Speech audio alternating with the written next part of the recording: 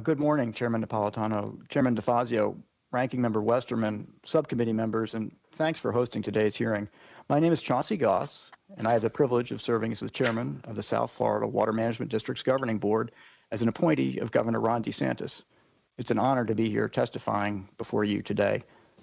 America's Everglades, affectionately known as the River of Grass, is a crown jewel of natural resources in the United States, as the chairman alluded to earlier.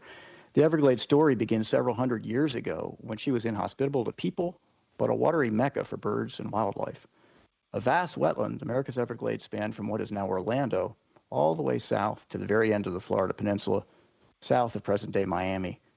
What seemed like uninhabitable swampland to some quickly became an opportunity to others. The rich soils proved to be incredibly productive for agriculture, and of course, the climate is ideal for those tired of the snow. But with the 60-plus inches of average annual rainfall during our wet season and intense hurricanes, it becomes clear that without proper canals to drain water off the land, flooding was going to be the norm. Floridians cried out to help, and your predecessors in Congress authorized what is known as the Central and Southern Florida Flood Control Project back in 1948.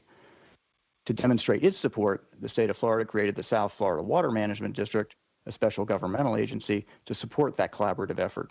Today, the district has nearly 1,500 employees, and 3 days ago, we passed our budget for this fiscal year just north of $1.25 billion. Together, the state and the federal government built a massive public works project to provide flood protection. This project has been a tremendous success. With this new infrastructure in place and the state's favorable economic opportunities, growth in South Florida exploded. Decades later, record growth continues, and the sky really remains the limit for opportunity in Florida. But the replumbing of South Florida has also caused negative, unintended environmental consequences for our natural systems. Recent fish kills and seagrass die-offs tell us our waterways are imperiled. Wading bird populations are below their historic averages. And you might recall the toxic blue-green algae, massive red tide blooms we experienced when they garnered international headlines in 2016 and 2018.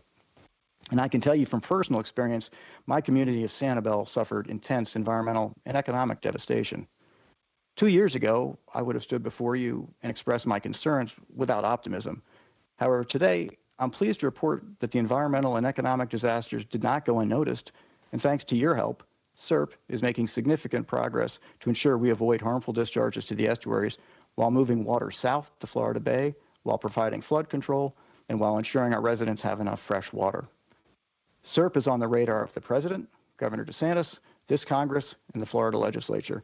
We have momentum right now, and I'm confident that momentum can carry us through actually finishing our authorized and soon-to-be authorized projects.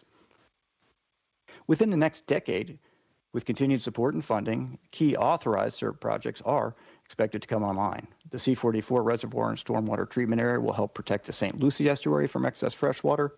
The Caloosahatchee Reservoir will help meter out water to the Caloosahatchee estuary while the estuary needs a boost of freshwater, or when it does during the dry season. And our top priority, the Everglades Agricultural Area, or the EAA Reservoir Project, will be a game changer for South Florida by conveying more water south where it's needed. This is our chance to get the water right and to save America's Everglades. Funding and completing the SERP projects are how we do that.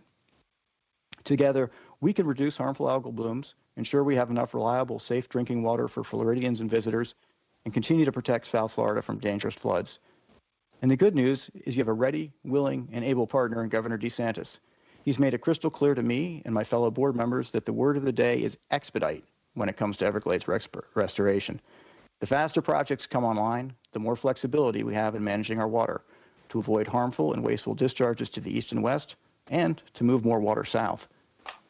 We recognize the status quo is unsustainable, and SERP, combined with intelligent operational flexibility, moves us from that status quo. Thanks so much for having me today, and please know that you all have an open invite to visit South Florida anytime to see for yourself what we're saving. Thank you, ma'am.